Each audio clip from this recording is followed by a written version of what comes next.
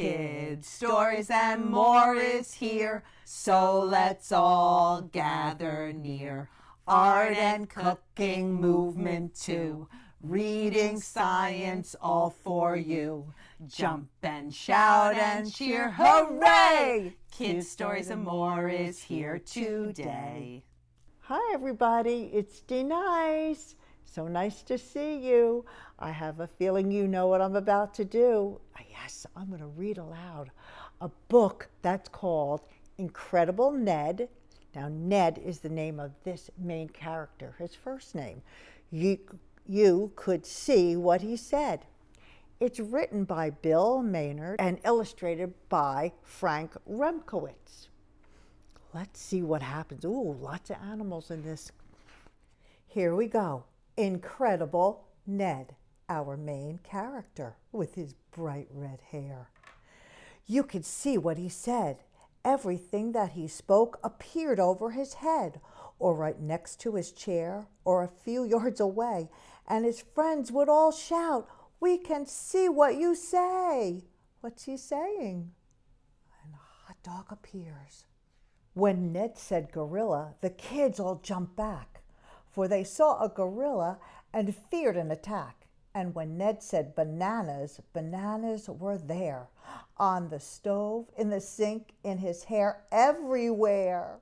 If a word that Ned said was the name of a thing, then that thing might float by on the end of a string. He could say and or the and have nothing to fear.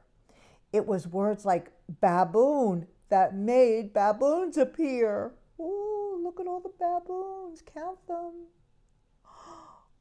It started when Ned was a child of 1. His father came home and asked, "What has Ned done?" And his mother replied, "Well, it may sound absurd, but today was the day that I saw his first word." You saw his first word? You saw his first word? You saw his first word? Don't you really mean heard? Ned's problem began on his first day of school. Every time that he spoke, he felt more like a fool. When the things that he said appeared over his head, or on top of his desk, or a few rows away, then his classmates would shout, "We can see what you say." Then his classmates would shout, "We can see what you say." When Ned said giraffe, you could see a giraffe, and its neck was so long it made everyone laugh. When Ned said parade, one appeared by the wall and marched straight through the class and out into the hall. No wonder the children didn't get their books read. It was so much more fun just to watch what Ned said. Then his teacher complained, "We're not getting work done. With young Ned in this class, school is much too much fun. I can't get him to stop. Every day it gets worse. I will have to get help. Ned, you must go to the nurse." "Are you sick?" asked the nurse. "Are you blowing your nose? Have you started to sneeze? Are there pains in your toes? Have you eaten too much? Have you had any spills? You might need some time off, or you could need some pills." Oh, stethoscope. Oh, the eye chart. Weigh yourself. Toothbrush. "Some pills," said poor Ned, and the room quickly filled with some 4,003,200 pills. Pills that covered the desk and the chairs. What was worse, there were so many pills that they covered the nurse. "I can't help you," said the nurse, "though I'm glad Ned stopped by. He's not sick. It's a trick. Let the band leader try." Oh, here he goes to the band leader. Maybe Ned's a musician, the band leader thought. He might sing, he might play. He just needs to be taught. When he asked Ned to name all the things in a band, all the things filled the class. There was no place to stand. "I can't cure him," he said, "and I think I know why. It's his words, not his notes. Let the French teacher try. Zut, said the French teacher. Ned needs new things to say. Words like bonbon for candy and jouet for play. But when Ned said bateau, that's the French word for boat, you could see a bateau. It was real. It could float.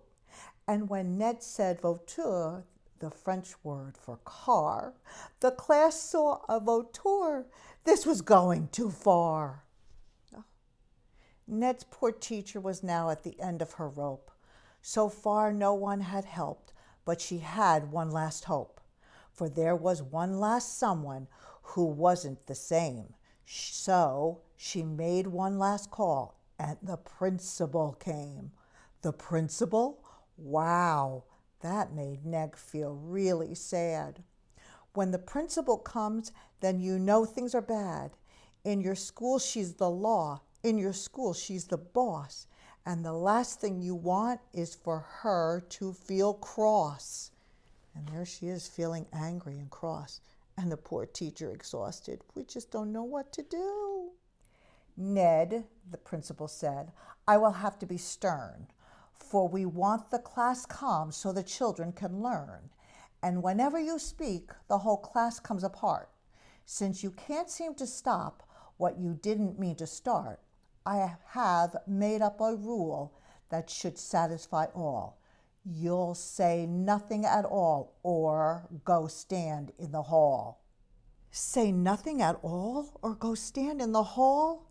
Ned must never say bat, never even say ball. Then that's it, Ned decided. I guess I won't speak. And he sat there in silence for almost a week, till the art teacher came on her usual day, and they told her why poor Ned had nothing to say. Oh my goodness, she said, let me stop those complaints. And she gave Ned some pencils and paper and paints. Then she watched what Ned did, and she liked what she saw. When he picked up a pencil and started to draw, he drew fish, he drew birds, he drew flowers and trees, he drew lions and tigers and monkeys and bees. What is that? Asked the teacher. A lion, said Ned, and nothing but nothing showed over his head. What is that? Asked the teacher. A tree, Ned replied, and nothing but nothing appeared at his side. The art teacher smiled. She could understand Ned, and she knew why those things had shown over his head. Ned's an artist, she said. That's what Ned's all about. When your head's full of pictures, they have to come out. Now, to show those great pictures that live in his head, Ned didn't need to use words. He could draw them instead, because painting and talking are equally real. There's just two different ways to show folks how you feel. And as long as Ned colored and painted and drew, he could speak just like me. He could talk just like you. And nothing he said appeared over his head, or right next to his desk, or a few yards away. And his classmates complain, we can't see what you say. But at times when Ned is at home late at night, when he's opened his window and turned out his light, with his pens put away and his paints on the shelf, when he's sure he's alone, he'll say, moose, to himself, and a moose will appear at the foot of his bed, and he'll know that he still is Incredible Ned. The end. D-Nice says, do something nice. Mimi's message, put a smile on someone's face today. Friend shake. Ooh, boom, boom.